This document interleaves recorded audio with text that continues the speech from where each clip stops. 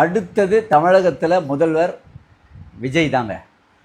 Sir இது எப்படி sir சொல்கிறீங்கன்னு கேட்குறீங்களா? ஏடிஎம்கேவோட டிவிக்கே கூட்டணி அமைச்சிருந்ததுனாக்கா யாருக்கும் டவுட்டே இல்லை, அந்த கூட்டணி தான் ஆட்சிக்கு வரும். அது இப்போ தனித்தனியாக நிற்கிறாங்க. ஆனால் களத்தில் நிலவரம் உங்களுக்கு தெரியுமா?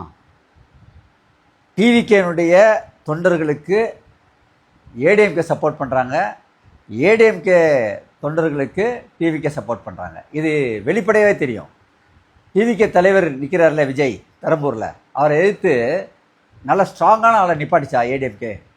இல்லை, அவங்க நிற்கவே இல்லை, பாமகவை கொடுத்துட்டாங்க. ஸோ அங்கே வெற்றி டிவிகேக்கு உறுதி பெரம்பூர்ன்றது ஆகிடுது. அதை அவங்க விரும்புகிறாங்க. அதே போல் எடப்பாடி பழனிசாமி அவர்களை எதிர்த்து போட்டிடுறதுக்கு டிவிகே யார் ஏதோ ஒரு பெட்டிஷன் போடுவாங்கன்னா அது ரிஜெக்ட் ஆகிடுச்சான். அவங்க நிற்கவே விரும்பலை, அந்தளவுக்கு அவங்க சப்போர்ட் பண்ணுறாங்க.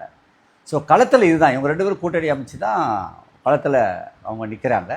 ஸோ அது மூலயமா யார் அதிகமாக வருவாங்க இந்த மாதிரி சூழலில் ஒருத்தவங்க சப்போர்ட் பண்ணுறாங்கனாக்கா கண்டிப்பாக விஜய் அதிகமான சீட்டை பிடிப்பார். அதிகமான சீட்டு பிடிக்க வரும்போது அவங்களுடைய கூட்டணியோட அவர் தான் தமிழக முதல்வர். நன்றி.